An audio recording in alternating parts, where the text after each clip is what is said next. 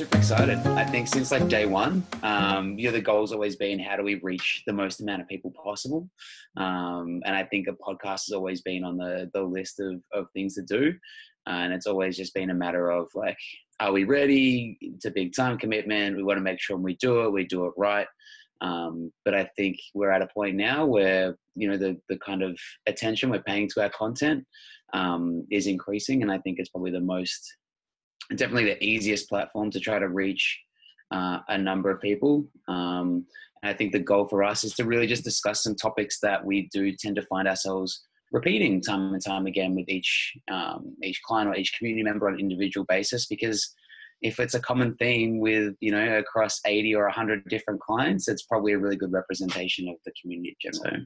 And if anybody has worked with Ben or knows Ben, you know that he's a great talker and can really get into some really good conversations.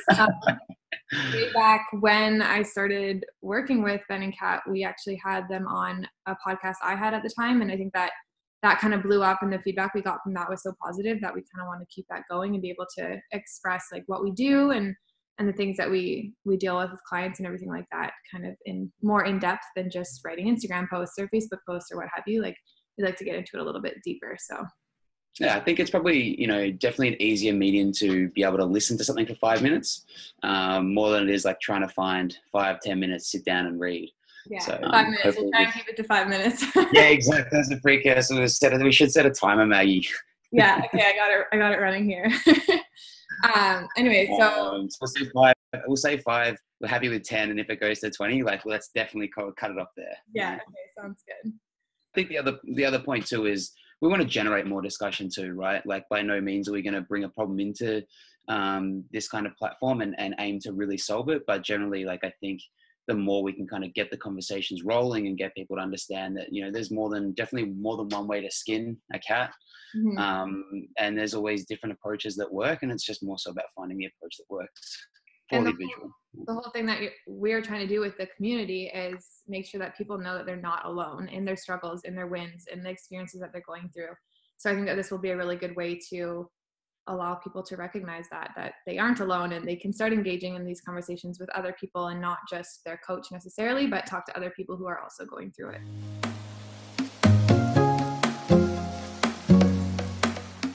All right, cool. All right. So yeah, I think like today's topic is definitely one that we have posted a lot about on Instagram. It's definitely something that I find myself talking to clients about on a daily basis, whether that be, setting goals in initial welcome packs or just like constant reminders, even to clients I've been working with for 6, 12, 18 months. And that topic is that the goal is not perfection, it's consistency. And I think, there's a couple of different ways to look at it. Definitely the clients that when I first sit down with for initial that tell me I'm going to be the best client you've ever worked with, I'm going to do everything you tell me to do. I'm like, all right, we're going to have to dig a little bit deeper here because there's always more at play. And I think the reality of the situation for the majority of people that we sit down and we work with is that you just really don't realize how hectic your life is until you really do try to focus on something like simple as training and nutrition for 12 weeks, 24 weeks, 52 weeks. And I think it's only when you really try to focus in on something that you realize, I didn't realize how much time I spend chasing the kids around, or when family comes to visit, or how many social occasions I have on the week that I'm not even thinking about. Right. Yeah. And so I think we want to dispel the myth that just because we're sitting down and starting, definitely as coaches, it's something that we've seen a lot. And, it's not even our expectation of ourselves that we would be 100% compliant 100% of the time, because the dichotomy we want to set up with being on and following a nutrition program is we're trying to work out how to make this work within your bounds, within your life, right? Within your specific circumstances, not the other way around, and I think it just spells trouble when we see, people do the really drastic things and really have those short-term 12-week cracks at it because they revert back essentially. We want to make like lasting changes, and that's going to take a lot of time and a lot of hard work over a long period of time, not 12 weeks of being perfect on program and then just blowing it after that because you've missed out on so many things and you just haven't had time to actually integrate it into your lifestyle. Yeah. And so consistency really is the most important factor. And I think, what we mean when we say perfection is obviously going to mean something different to, different people depending on their goals. But I think the reality of what we're talking about is not so worried about your best days, right? We're not so worried about the days when everything happens to go right and you just knock it out of the park. What we're talking about when we're talking about consistency is how high up can we bring your worst days, right? Let's close the gap between what a really good day looks like and what a really bad day looks like. So if we can have your bad days better than what your good days used to be, overall, your average over long periods of time is going to be much higher. And that's ultimately where the results are going to come from, right?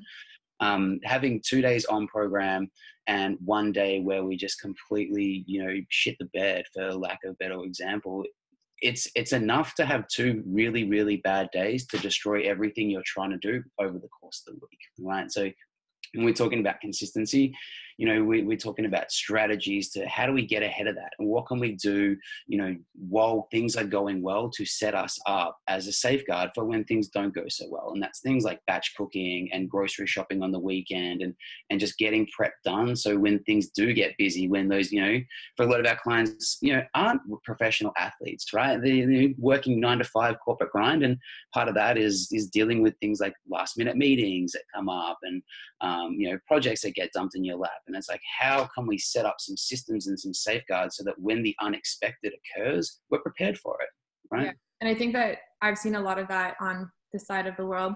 I guess you have a lot of clients over here too, but since it's summertime, it's been a really difficult time of year for people to navigate that sort of thing because these social events come up and people want to go for patio drinks or that sort of thing. And I think that if we have it in our head that no, we need to be 100% perfect on program and something like that comes up and kind of throws us off, instead of being able to navigate it, maybe have a drink, maybe have a bite at the restaurant or what have you, you just completely blow it because you feel like you've gone way off program and you're nowhere near perfect. So what's even the point? Whereas if we had you set up and kind of like prepared for those sorts of situations and have you understand that it's not what you're going to be, like, it's not only the times that you're perfect that are going to matter. It's going to matter, like, if we look back on the 2 weeks, how did you do overall? And the better that you can navigate that sort of social situation, the better that, like, your average is going to be, like you're talking about. I think something we see a lot as well is a general sense of panic for something like Christmas, right? Like that Christmas to New Year's block. And I think the what we want to think about going into that is if we're doing things properly from New Year's to Christmas, then what we do between Christmas and New Year's is such a small drop in the ocean, right? Yeah. But I think it's also, go on. I have an example of someone that you're working with who's just gone through a situation like that. And my dad, I was talking to him this morning. He was saying that he's been working with Ben for nearly 6 months now, right? Yeah, coming up to 22 weeks, I think.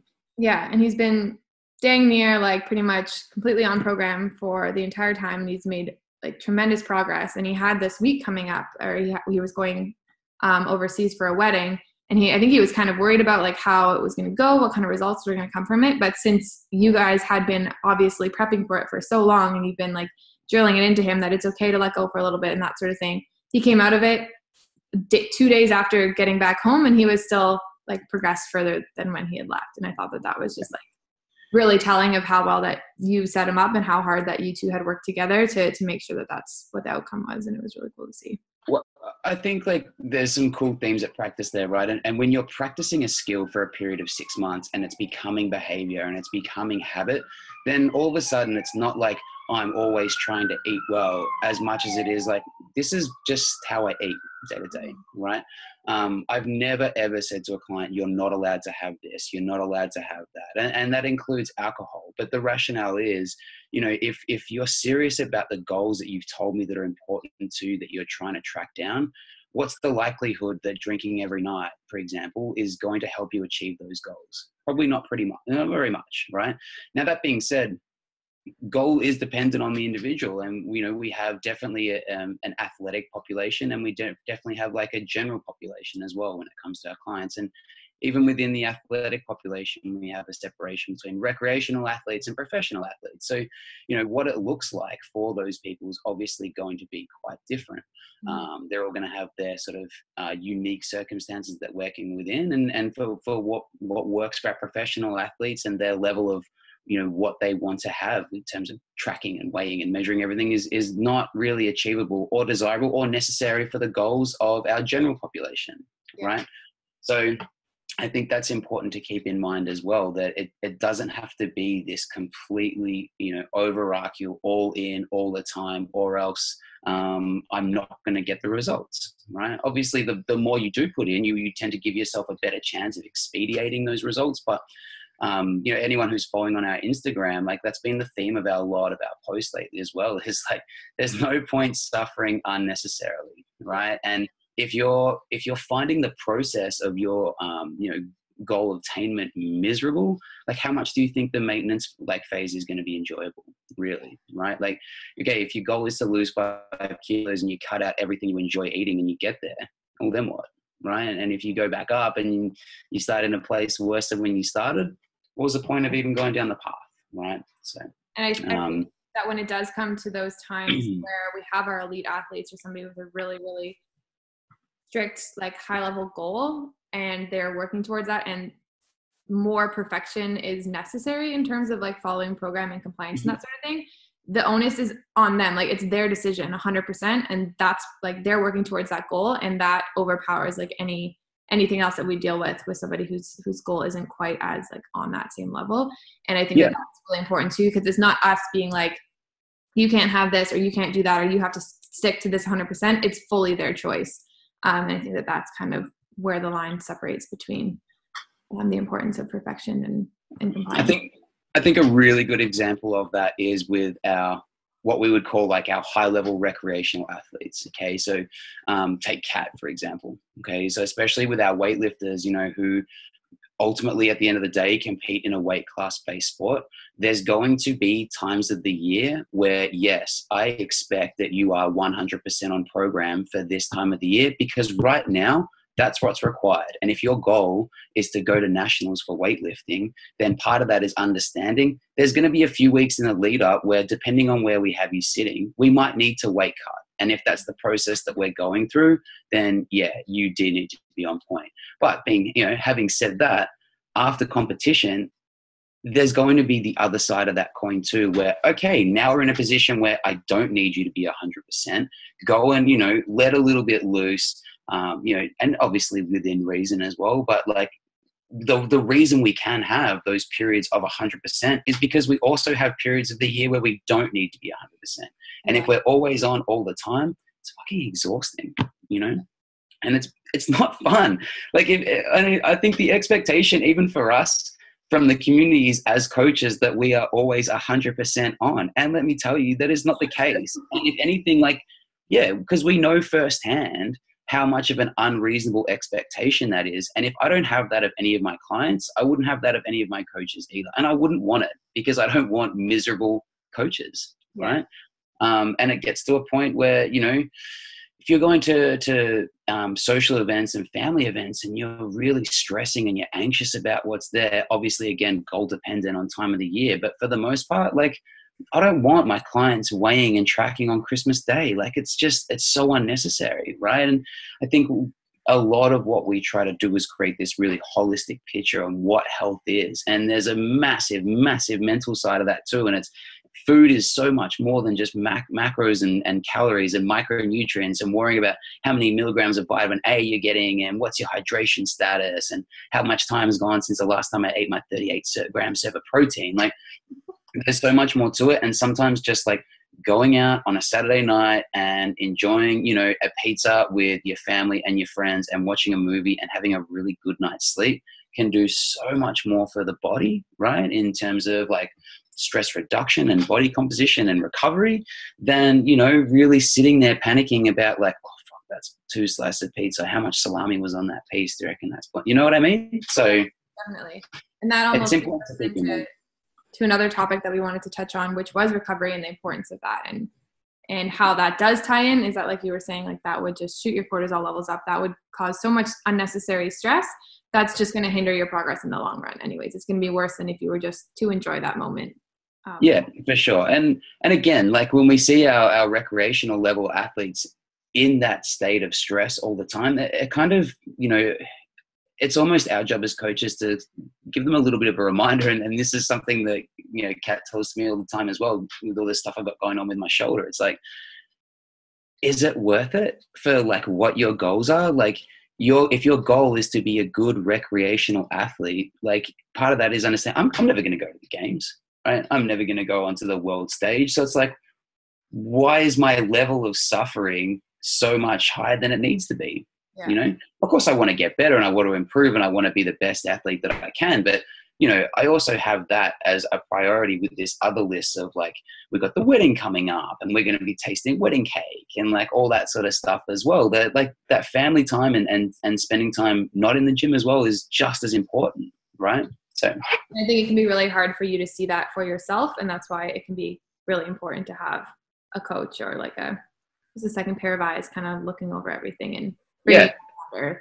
I mean, even as coaches, you know, we all work with each other, right? Like, you know, you and I sit down weekly for my check-ins and you and Kat are working together as well. And it's incredibly hard to self-program nutrition or training because, you know, going into the gym and having internal bias, you're never really going to work the things that really need working. Or the opposite is true, and all you're going to do is stuff that you feel you're shit at. So you're really not going to enjoy it, right? Yeah.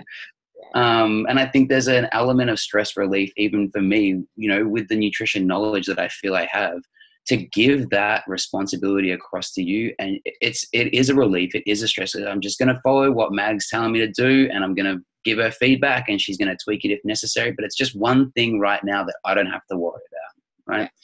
And it also removes that notion of changing my macros on the fly when I feel like there's something I want to eat. I reached out to Kat. I was like, I need help because one day I want more carbs. So all of a sudden, my profile has increased by 50 grams of carbs. Yeah, I'm being 100% compliant, but to what, right? Because nobody's exactly. You. You know, and I guess like being mindful of time, and I think probably for us, like recovery as a topic is something that we should do a separate podcast on, and I think that'd be a cool one to talk about. Is some of the things that we see, some of the areas we see people really struggle with. Yeah. But yeah, I think, you know, I guess to summarize like this topic here, to wrap it up, we do preach consistency over perfection. And if I can have you running at 80% for 12 months instead of 100% for 3 months, and then suffering the ill effects of that for 3 months following, at the end of the year, you're going to be in such a much better position physically, mentally, performance-wise, health-wise, in terms of your body composition, because with consistency becomes that behavioral adaptation as well. And like we said, if you're going from not doing any training and eating a diet that's completely, you know, processed foods, to all of a sudden in 6 months' time, we're training 3 or 4 times a day, you know, Monday to Friday, all you're really eating is food that you're, you know, portioning out and preparing yourself, you're going to be, you know, it's not going to be this massive, massive overhaul from day one, and you're going to be light years ahead of where you were, right? So. Yeah, definitely. And I think that there was a meme that was going around recently. It was like, fall in love with the boredom of consistency. And I don't necessarily know how I feel about it. Like, I understand what it's getting at, but it doesn't have to be boring either. Like, you should get enjoyable. Repetitive, right? The repetitiveness, right? Like, essentially, people are creatures of habit, and we just need to make sure that whether or not you realize it, you are a creature of habit. So it's very important to make sure that, you know, your routine is aligned with what you're telling yourself your goals are. You know, if your goal is to get, you know, a couple of sessions in the gym a week, but you keep hitting snooze on the alarm, you have a long day at work, you can't really be bothered, then like your routine is becoming pressing snooze 4 or 5 times every morning and not going to the gym, right? Your routine is, okay, I'm going to give myself 1 snooze, get up, I'm going to start my day with a big glass of water so I can wash down my fish oil, my vitamin D, whatever it is, and then go for a walk the dog around the block. Okay. It's going to take some time for that to sink in, and, you know, don't have the goal of doing that 7 days a week, but start with 2 or 3, get moving, get going. Right.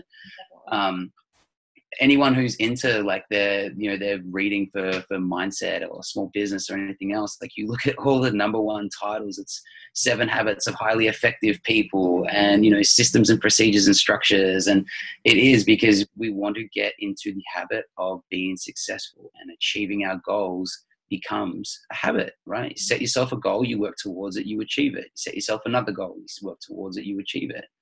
But you find about achieving them and working towards them that you do enjoy and that aren't going to take away from your life. It's not saying that you need to fall in love with the boredom of consistency and hate your life every day only to reach your goals. Like, that's not at all what we're saying. We're saying we're going to fall in love with the consistency because you're going to find some sort of pattern, some sort of habit in your day-to-day that you do enjoy that is also going to get you to your goals.